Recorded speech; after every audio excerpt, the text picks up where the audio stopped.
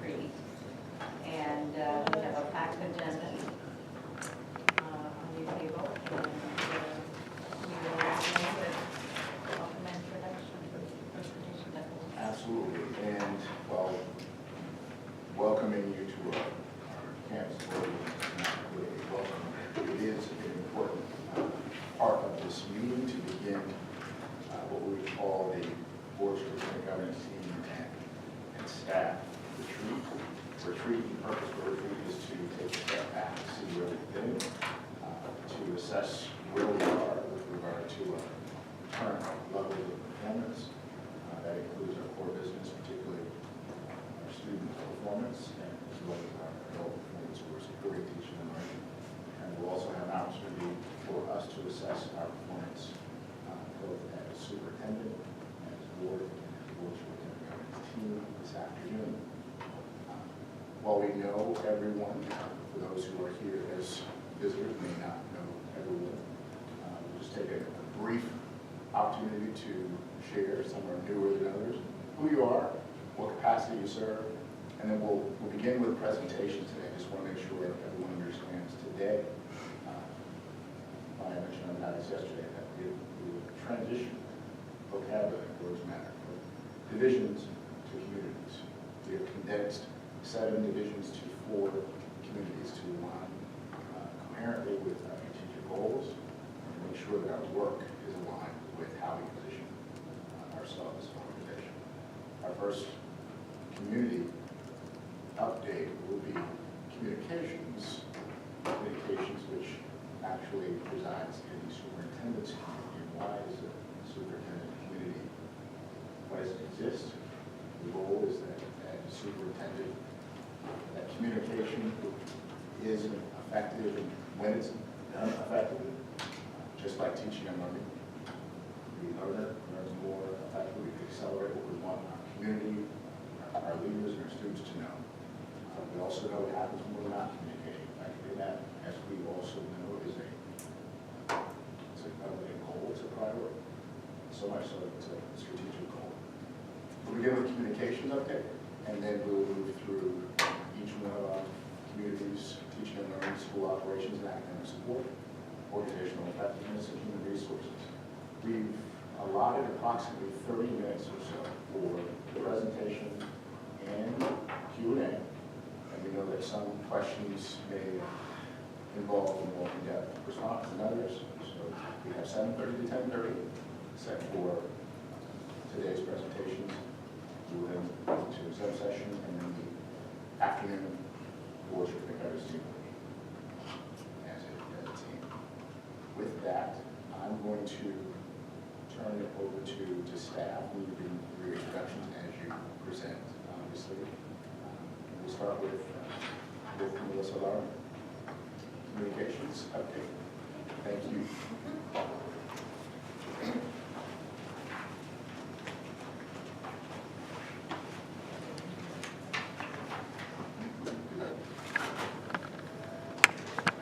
So good morning, Melissa Lauren, Director of Communications and Public Affairs, and we are part of the Superintendent's Community, which is a change for our new organizational structure, and we're really excited to. I hope to explain a little bit about that change, and then also talk about our goals for this year, some of the big changes, some of what we're keeping the same, what's been working, and what we'll continue to do, what we'll expand upon, and then, as Dr. Watson mentioned, be available for questions. So effective ongoing two-way communication, I believe it's at the heart of successful schools, and that helps all students succeed. So starting with my why, a little bit about me. I've been doing communications, marketing, and PR for over 17 years. 7 of those years have been in school PR, and just last week celebrated my 7th anniversary here in Team KSD. So excited to be here. It was that mid-year student transfer, but was welcomed with open arms. And it's been a great transition to both the communications team and to the leadership team. And last week at the leadership retreat, it was really refreshing to be able to really come and talk about who I am and what I believe about communications and some of the shifts that some have been really evident to community and to staff, and some kind of haven't as they've been evolving as we get ready to live out 1819 with our new strategic communications plan. So that was a great opportunity to really kind of reveal that. So that was exciting. The two-way communication, there's a lot of ideas about what that means, and I think how we demonstrate that over the next year will be really important. And I think for me, a key idea is that it doesn't just happen with me or my staff, that it's really all of our work. And I think moving our team into the superintendent's community is a reflection of that, because the action words of everyone, our office managers at every school, our custodial staff, our paras, our teachers, our principals, every leader, and every team, and every building, and every community, from our substitute teachers to the board president, all of us, create the images and forge the relationships that build the reputation of our school district. And so what we say and what we do and how we deliver the message builds our reputation of our schools and our district. So our communication matters at every level. And so we all are in this. And so I think when we talk about our 4 goals and our 4 communities, the communications department being part of the superintendent's community is a reflection of that this is all of our work. And so while we may carry out some of the technical aspects of the communications work, this is really something that we all contribute to. And so part of that two-way communication is the work that we've been doing and we will continue to do around getting feedback, what that looks like, and we'll talk about that. Having face-to-face conversations, engaging our stakeholders at all levels, and making sure that we are listening actively, but also that we are providing feedback and that we are reflecting and demonstrating that we are listening. And so that's really what two-way is about. So that is the why of moving into the superintendent's community. So what do we do in communications and PR as a team? We handle all the media requests. We handle the website. We publish all of the district and school publications. We take the photos. We do the district videos. We maintain the district website and social media presence. And so we do all of those different things and many more. The list goes on and on. With that, other duties as assigned that we got. Like clarification, I think you have, what do you mean by take photos? Are you taking control of the school photos, yearbook, stuff like that? Or are you just specifically referring to District photos. district-related things that show up like that? Yeah, big district photos. So, but we do school photos upon request. A great example is Mill Creek had an event yesterday, and so the principal called and said, hey, we're doing a cleanup of our school, and then we're having a community barbecue. Could you come take some photos for us? And so we said, yeah, we'll be there. Did some photos and videos, and you'll see that on social media and on their website. And they can use those photos in different ways in a newsletter and on their website. So we handle all those types of requests. It just depends on availability. And all of our staff are trained and available to do that. So we have our team are generalists with specialty focus. So we all can do graphic design, website, photo, videography to a degree. But we do have specialty roles, and so we have a multimedia communication specialist, and his focus is really video, but he also does graphic design, he can do social media. We have a communication specialist, and she can also do video, but her role, Whitley, her focus really is that mass communications, the newsletter, website, social media. So we have a focus, but we all are generalists in the sense of, you know, I can do graphic design, I can do website, I can do video editing, I can do all of those things as well. So what's coming in the near future? We've been working on updating our organizational chart and our internal directory. So we fill those final positions at the central office and making sure everybody understands the new organizational structure and that it's branded in our KSD brand. The brand guidelines have been updated and we're going to be publishing those. So the colors haven't changed the logo or anything like that. But just the refresh brand that you've seen, like in our posters that we've been using for the last year, just making sure that we're all using the same colors. Colors matter, and so making sure that we not just push them out, but we help people understand why that matters, and giving them the tools that they need so that we have some brand consistency throughout the district. So we're really excited about that piece. Web content guidelines, we've been working on this to make sure that we're helping people provide consistency. So if you're a parent or community member, that you can not only access and understand the information that's being posted on the website, but there's some consistency in how I find information on one elementary school page and then go to a middle school page and find some information there. So we're working with our schools and our leaders and our web administrators to work towards that consistency as well. That was an ask from our community, and we heard that loud and clear. Updated social media guidelines. Social media continues to change, so both in platform usage as well as privacy settings and all those things. So we want to make sure that we are doing the best we can to provide our staff up-to-date information on how to use it in a safe way, but also giving them information on best practices for reaching the most community members they can with all the tools that they have available to them. We're looking at launching a KSD district Instagram. We will do it for district only first to make sure we can iron out all the policy privacy issues before we roll it out to schools. We need to really understand that and make sure it's effective before we even offer it. So it's a pilot year only for district. That's it first. So there's a lot of technical and privacy issues we need to iron out first. So just to be really clear about that. Key communicator program, really excited about this.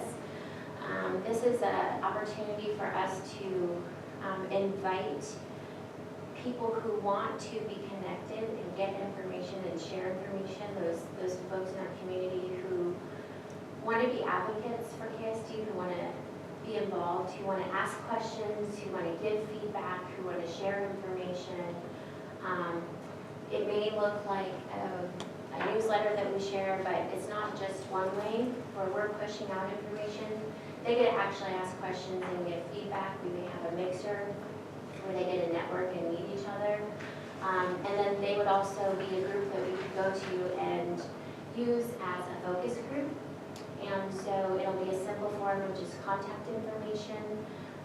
There's not a lot of these that have been built and are sustained here locally. It's an ambitious program, but there are wonderful models across the nation. And we've been working for the last 6 months to really flush this out and get ready to roll it out, and have had conversations with some people in the community already. And so we're really excited to roll this out. I think it's going to be really impactful in that demonstrating that two-way communications that we're committed to in our goals. Do you have examples of some of the model or programs for the support across the nation that you mentioned that you're looking at? Yeah, I can point you to them, but in Texas, in the Midwest, and back east.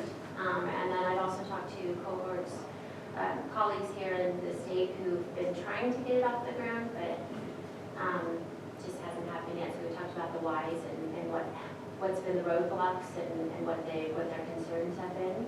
Mostly it's time and then just commitment to it and wanting to make sure they're committed to it. But we have written into our goals. So for us, it's right there, right? So, but yes.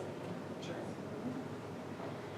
Updated crisis communication letters. Our communication system went through all of the safety letters, so we work very closely with our safety and security officers and that team. We went through all of the letters this summer and made sure that they're up to date and they've all been reviewed and updated. We also worked with several of our principals. We had some different incidents last year that we didn't necessarily have a template letter for that, and so now we do, and we will continue to review and update those as needed as different issues arise.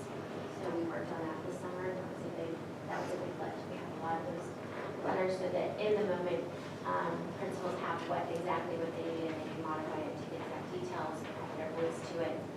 We can work with them so they can send it out and communicate with their school community as quickly as possible.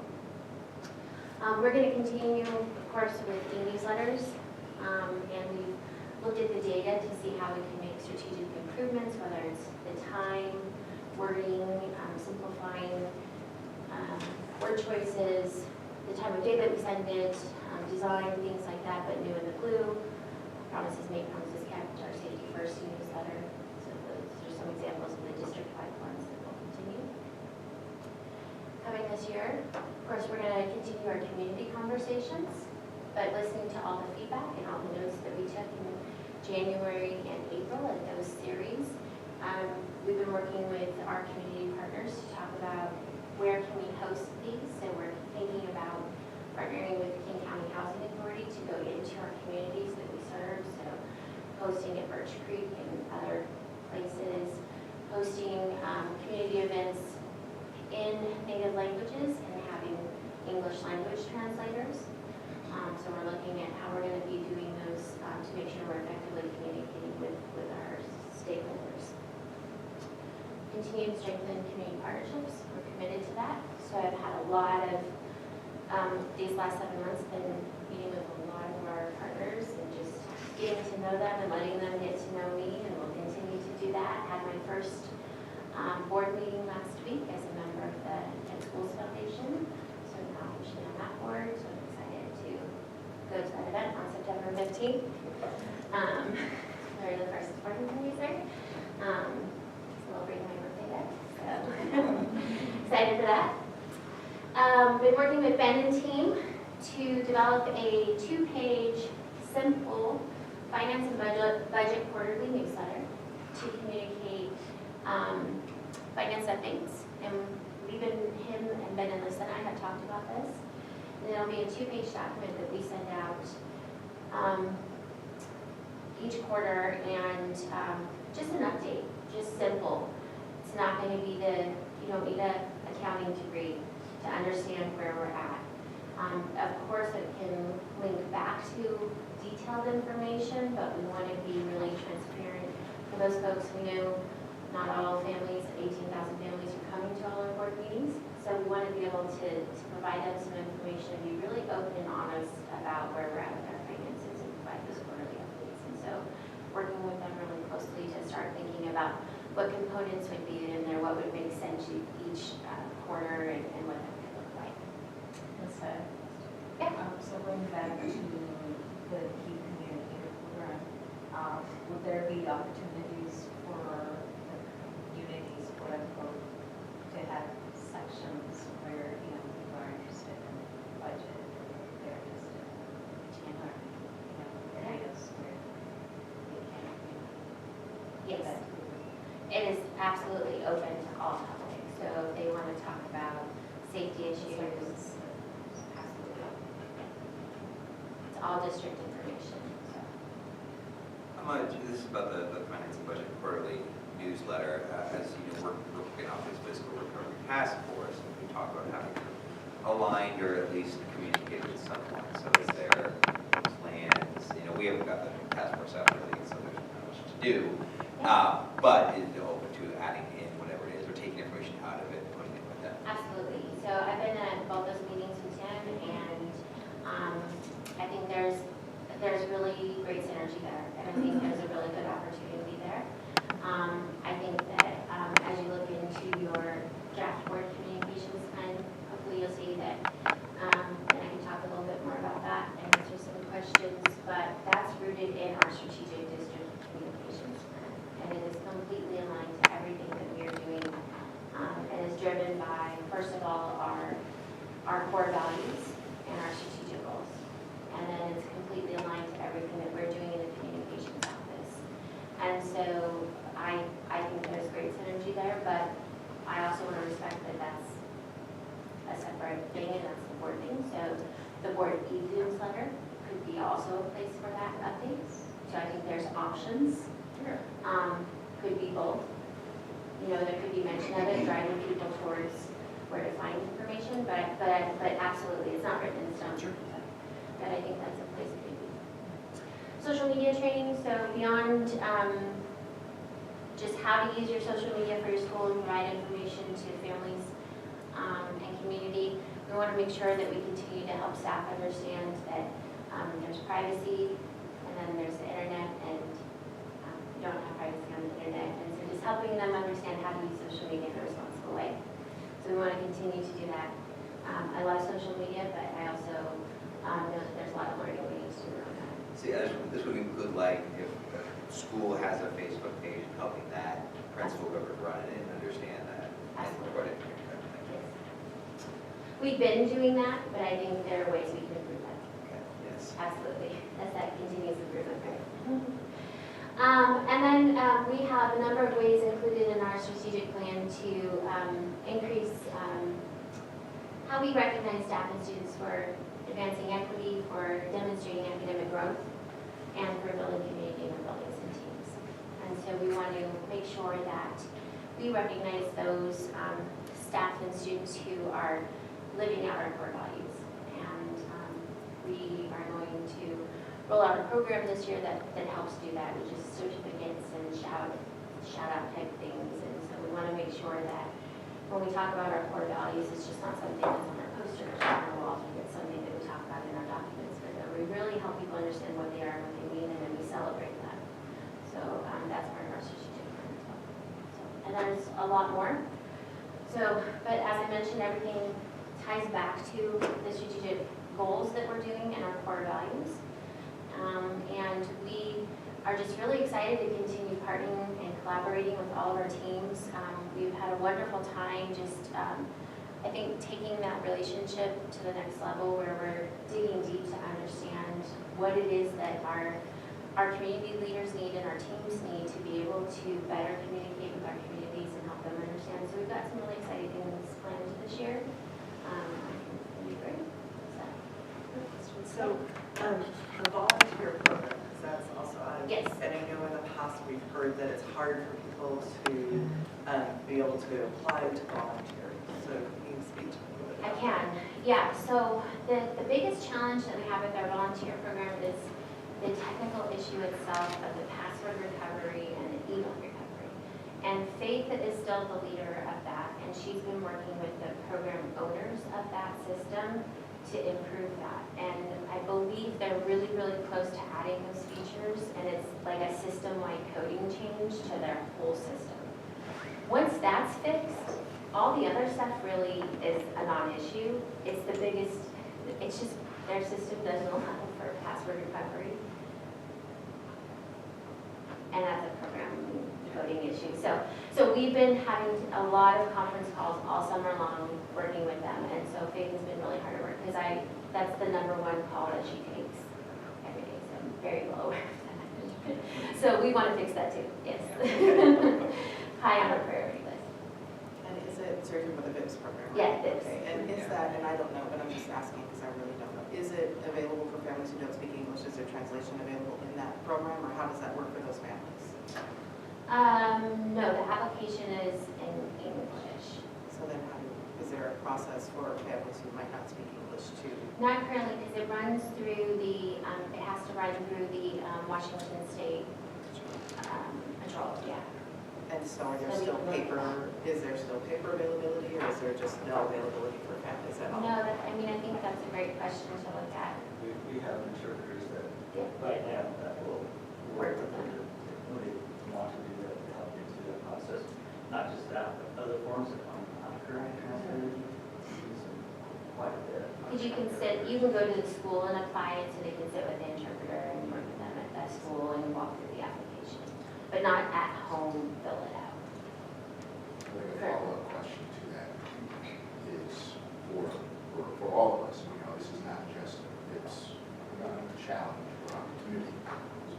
What would it take to create a mechanism or a system whereby it's obviously translated language for our at least top 6 or our top 15 languages?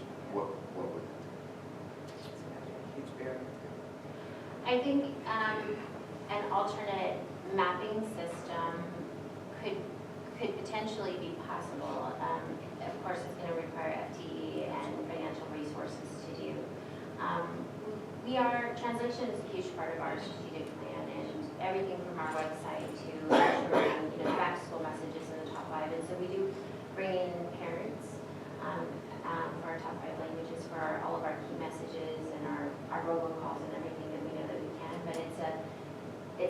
cost, and we have to, so we look at what messages are our priority messages, and then we go down, and so that's really the biggest barrier, but we're open to. And also, I think it's important that, things for a while, and that area, that was systems level, they translate the document, make it seem that, hey, we did our work. But the reality is, if you look at the literacy level of many of the languages, I was hit square in the face with that when I was doing it in Spanish, presentation in Spanish. Brian and sweet grandmother came up and said, beautiful son. However, I can't read in Spanish. So this is a long time ago. So what we took from that is messaging is different than translation. So what we want to message to our families in that language, we need to hear from them. So what would that sound like, feel like, look like? We heard that from our small family as well. So I say that in that the translation isn't always going to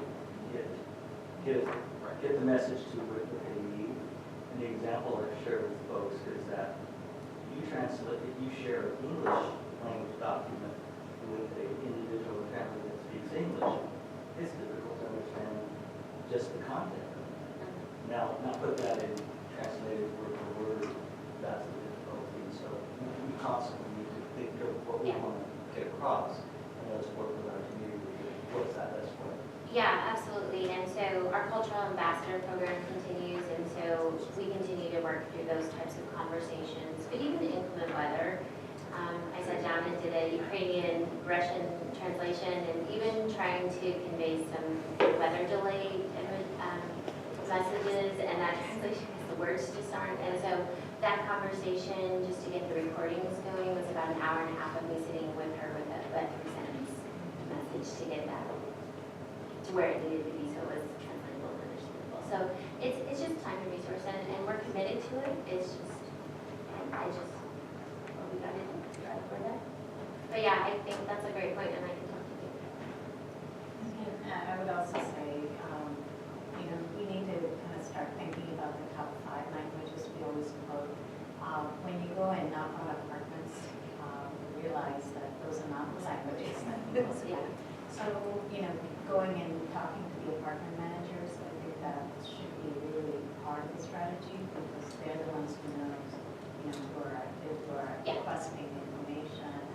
Well, I think relying on our community partners as well. And I think I've been having conversations, like I said, with the County Housing Authority, but also the City of Kent. And so where can we leverage those partnerships to help us with things? I mean, I think the attendance awareness campaign is a great example. So if we're going to do these languages, City of Kent, can you do these languages for our attendance awareness campaign, so then we're covering, 10 languages versus 5, those kinds of things and those conversations. So we are having those conversations, and I think that will help.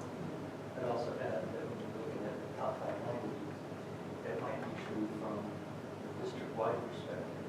That's not true. So the use of data is critical in saying, so what are the top 5 languages in Cedar Hill versus Jennings Creek versus, so that's where I think always using the data we have and looking first is who's our audience.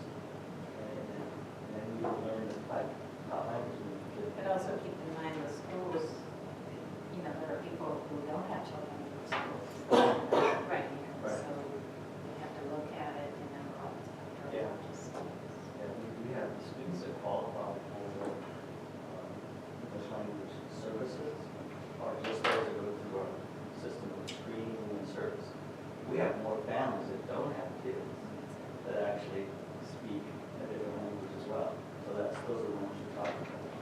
Well, and I think this is a conversation we continue to have also at Equity Council, which Dr. Watson are continuing to lead, as well as, like I mentioned, our cultural ambassadors.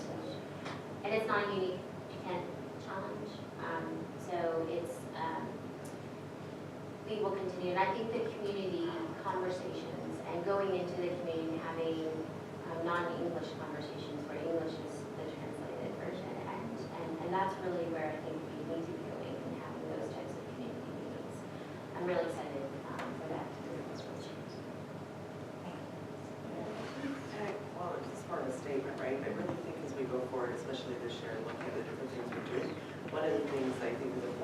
to be cognizant of is if this is truly a priority, are we putting enough funding towards this to be able to get to where we need to go? Because if it is a priority and we're not meeting our goals that way, we may need to look at differently for next year's budgeting. Title funds also. Yeah, I agree. Yeah, Appreciate so when I that. see So it's that, a title that there are funds for. I think that ongoing feedback, so, okay, I wanted to progress this much, but we didn't have enough resources, we could use this. We thought it would take 4 hours a week, it's really gonna take 8, so therefore we have to reprioritize whatever that is. Right. I appreciate that, and you're right, you said, in the past, districts would believe that the sole responsibility of communicating with those families who speak their language at home was in the categorical, the title. That's not true. It is the responsibility of every district to do what you just said, and that is divert the funding, just like you, because it's actually a law, that we must do that. And so that's where we get that, which key balance of that, of making the priority for that. I appreciate it. If it is a priority, we talk about how we actually create systems, and it's obvious that financing and budgeting that has to be part of that system. But I want just to reemphasize, we've been talking about how we address the needs of our families. Families, when we say families, typically we're assuming that family has a child or children in our school system. Here's what we know. 15,000 school districts. By the district, we can assume 75% of our community does not have children in our school. I remember having that conversation. It was a surprise with the community members. How do you communicate with families? You need to make sure you're communicating with those who have children first. And I said, I don't disagree with you. But if we don't communicate with all, and actually have to turn out to address the needs in the form, if you do not have children, that's 3/4 of the population. So that's not what a piece for us to remember. Melissa, that concludes your update, but not communication. Thank you. There are no other questions for, specifically for Melissa, we'll sort of follow the whole transition to school operations and academic support. I'm sorry, did I say that? I didn't say So, reverse it. Well, if there's something you don't like, it's Go Here we go. Thank you. My apologies. Janelle West, yes, Chief Learning Officer, Teaching and Learning. As she sets up, just want to, first of all, thank our newest member to the team, who's not a stranger to teaching and learning, has already made great strides in the most important part of our work, which is building relationships, so that the teaching and learning can actually take hold much sooner. So, Janelle, I'll turn it back over to you. absolutely. Good morning. It is an honor to be before the board for the first time and share a little bit about, I guess I like to frame this by sharing a little bit about my story and how it's informed how we're looking at teaching and learning for this year as we move into KSD 2.0. And, as you're aware, goal one, first goal in our strategic priorities is really focused around students, teaching, and learning. And that's been the heart of our work. That's been my career.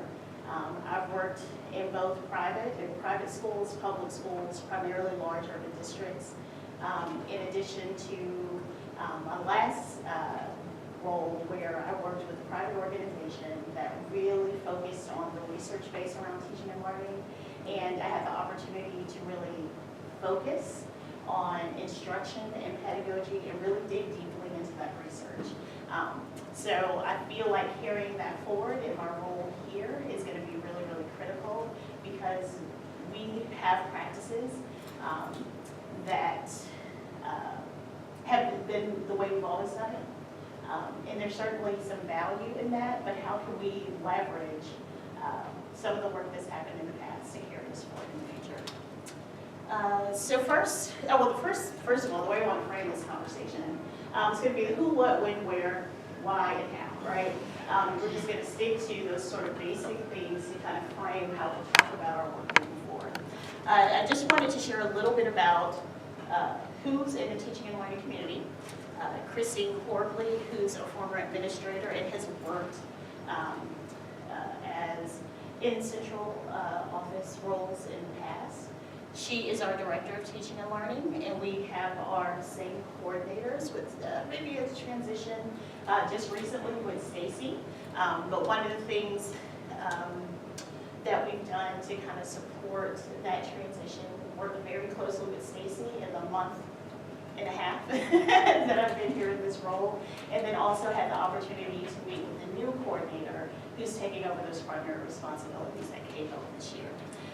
Another part of the teaching and learning community is learning supports, and learning supports makes up inclusive education.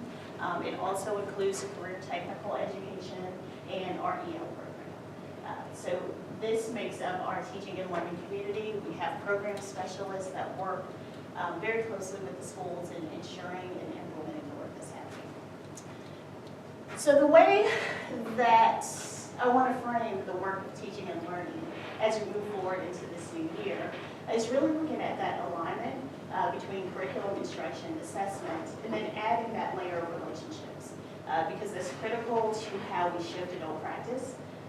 It's critical to how we enlist our community to support our efforts.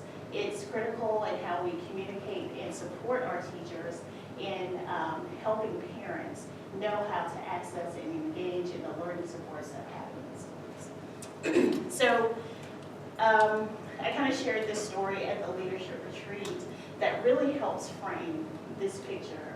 One thing about me is I'm a learner. I'm a learner at heart, I'm a coach at heart, so I'm always reflecting and always thinking about what are the lessons I can learn from this experience and carry forward to inform my work. And so about 15 or so years ago, went snowboarding for the first time. My brother decided, and I'm a Florida girl, first of all, so I see right. So born and raised in Florida, spent 30 years in the state of Florida. So my brother, after he finished college, went to MIT, and then he moved to the West Coast, never came back home. And he decided to bring the entire family out for a snowboarding experience. Why snowboarding? I'm not really sure. So we go out, and we have a teacher. He's teaching the class. And for whatever reason, I'm not able to get it. Couldn't balance, couldn't stay up on the snowboard. No matter what I tried, I couldn't figure it out. The teacher tried to help me as best as his skill set would allow him to. Then it was time for us to get on the ski lift and take our first slide down the mountain, right? So as we're going up the ski lift, looking over to my right, and I just see people just wiping out left and right, crashing and burning. And so all I could hear and experience at that moment was my heart beating. My heart was racing. And at the same time, I had my aunt, who's always offering helpful advice, behind me, and she's saying, you gotta get off, because if you don't, the lift is gonna come and take your head off. I was like, and all the way up, that's all I heard, over and over again. As we get up to the top of the mountain, we're just slowly coming over, I see all of my family sprawled out in the snow. So it was a very vivid image. All these brown bodies just kind of sprawled out in this thick coat of white snow. And so I'm in a moment of panic. Now it's time for me to perform. And I have no idea what I can do. And in the back of my head, all I'm hearing is this voice of my aunt. I'm reflecting on the incredibly unhelpful feedback I received from my family members, like, you're so good at roller skating, don't know why you can't do this, to maybe your head's just too big. And that's probably true. And it's time for me to glide off the lift. And in that moment, I had no idea what to do. So it's a fight or flight response, right? I don't feel prepared. I don't have the skill set that I need to be effective. I hadn't had the feedback and coaching that really matched my needs, and I really had no idea why I could not do this. So I did the only thing I could think of. I just don't care first and snow, right? So as it's time for us to kind of go down, teachers looking at me mortified, like had no idea how he was going to support me in taking this ride down the slope. And so after all my family goes down, as they're going, I'm backing further and further away because I don't want to be a part of this experience. He comes up to me and he says, you know what? You're never going to get this. You might as well just take the board off and walk the rest of the way. And that's what I did. And that story just really reminds me of what happens to some of our kids every day. Because if we imagine hearing those same messages around reading or writing or math, or even the ability to rebuild an engine, right? Once you hear those messages over and over again, they may do the same thing I did. I have no interest in snowboarding. I don't want to try it, and I probably never will. And when I think about the work of teaching and learning, this whole alignment of curriculum instruction, assessment, and relationships, I mean, that to me is the most vivid example. There's a set curriculum that we're supposed to teach, right? This teacher had a curriculum that he's used over and over again, and probably for most folks had pretty impressive results. It works for most people, didn't work for me.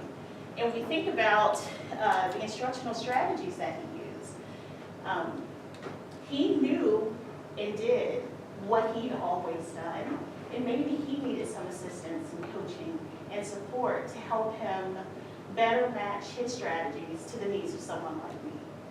And when we think about assessment, if you don't know what you're looking for, like you just kind of know what the end result is and you hadn't thought through what are the skills that kind of lead and build up to that, your assessment is just going to be that summative data that's not going to help inform your instruction.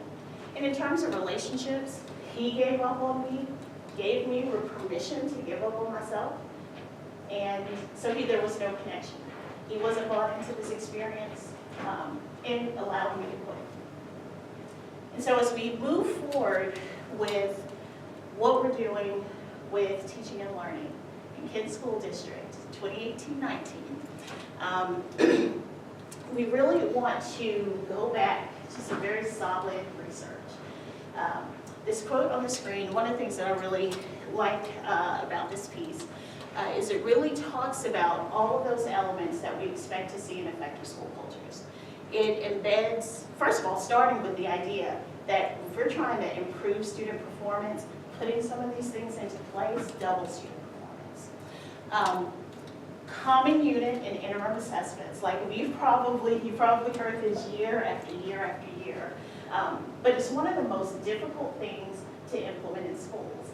And the reason why is that you have to know how adults think, how they process, and how they shift their practice in order to fully take advantage of what needs to happen during PLCs and collaborative planning time.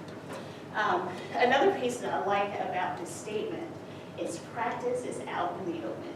It's no longer acceptable for us to close our doors and do what we've always done.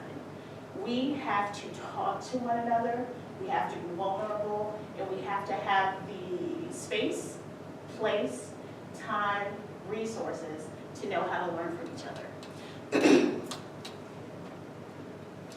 And so thinking about how we'll do this work, you may be very familiar with different models of continuous quality improvement.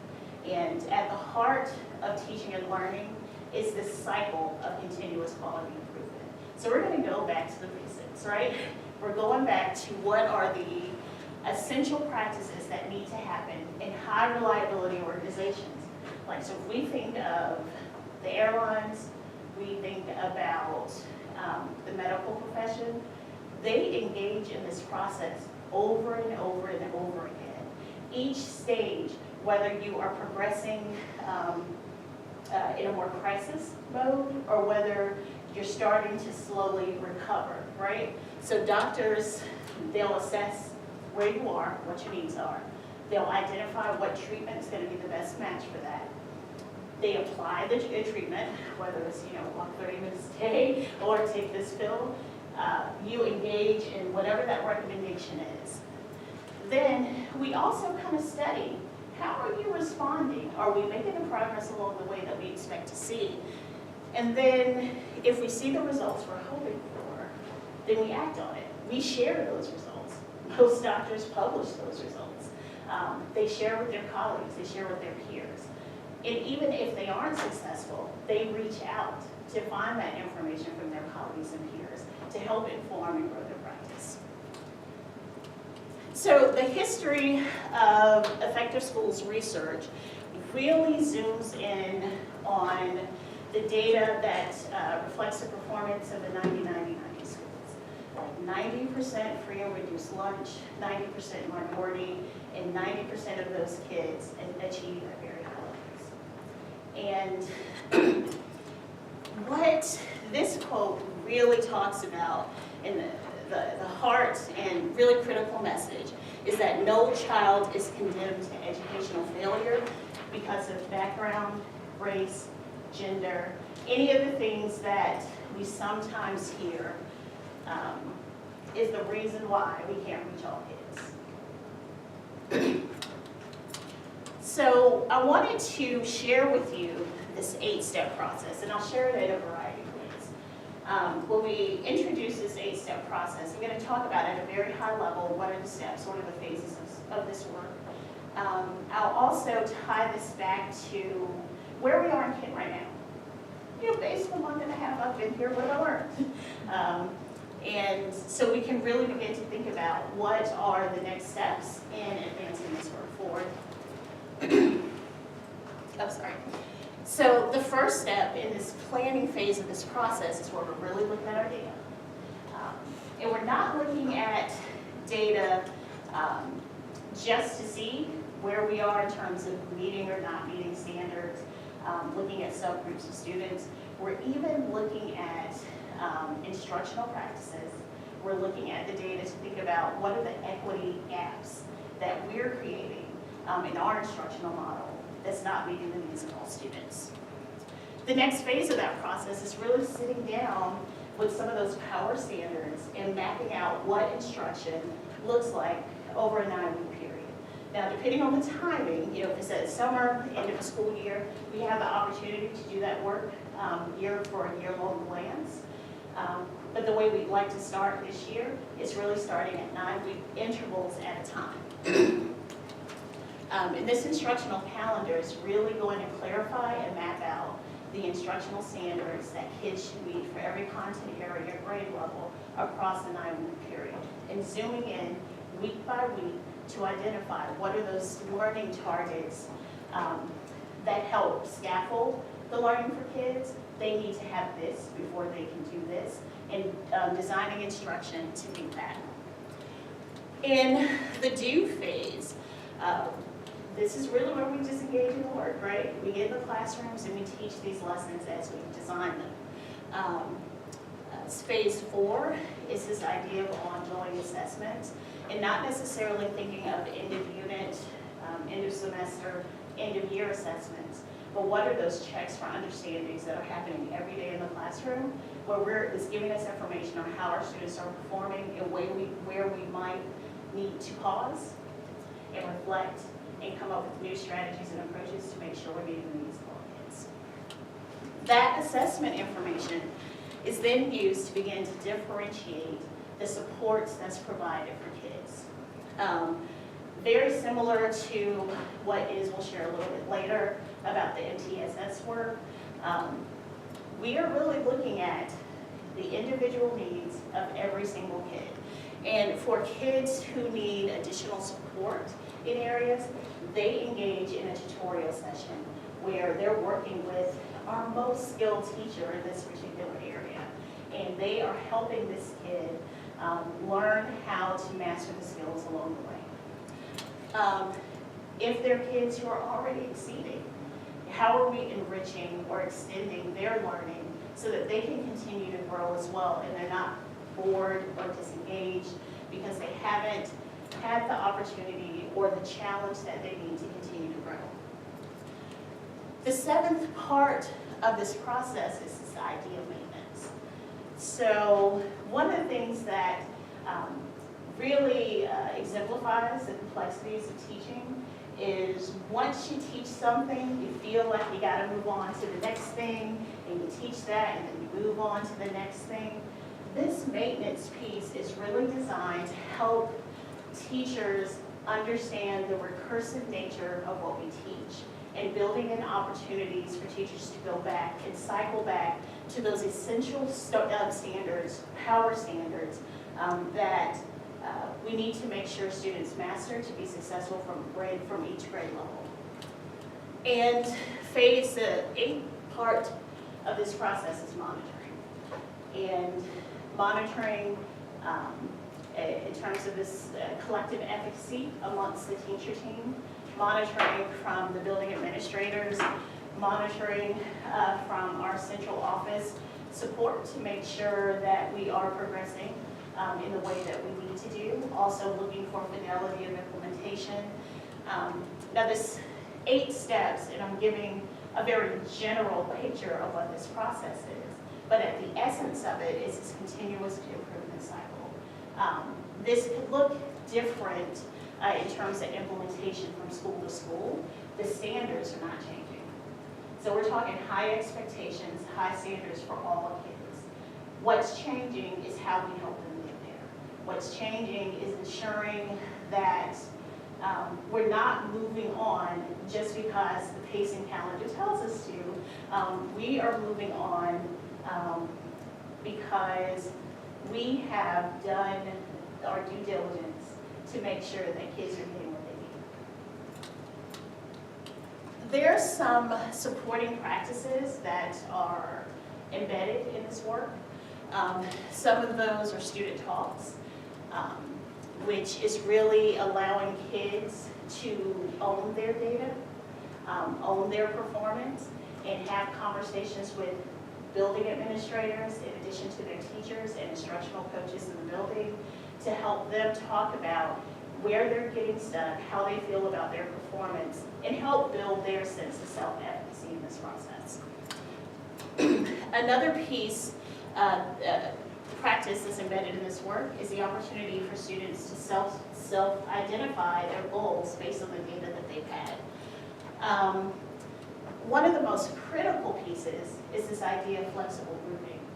Just because you did master this one standard doesn't mean that you stay in this tutorial group forever. Once you master that standard, you're able to transition to other groups, whether it's enrichment or just regular support around some of the instructional expectations. Teacher collaboration, which a part of that is looking at student work, is really the only way that this work can happen successfully. If we're teaching in isolation, our teaching is private, we're not learning from one another, we're not going to have equitable practices for all kids in every building. Because if we see a teacher that's struggling and we close our door, and no one's reaching out to support that teacher, then all of those kids that are in the classroom aren't getting what they need. So that collaborative piece, collective teacher efficacy, is critical to how this work needs to happen.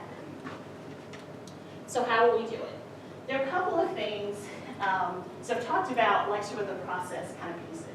There's a critical piece that we have to address, and that's shifting beliefs. Shifting beliefs of staff and students around teaching and learning. So a couple of things that is also embedded in this process is shifting our thinking from a belief of innate ability, a fixed mindset, and shifting our beliefs to effort-based ability. How do we get kids to do effective effort? How do we help them understand the power that they have so that they are able to persevere from elementary school to middle school, high school, college, and beyond.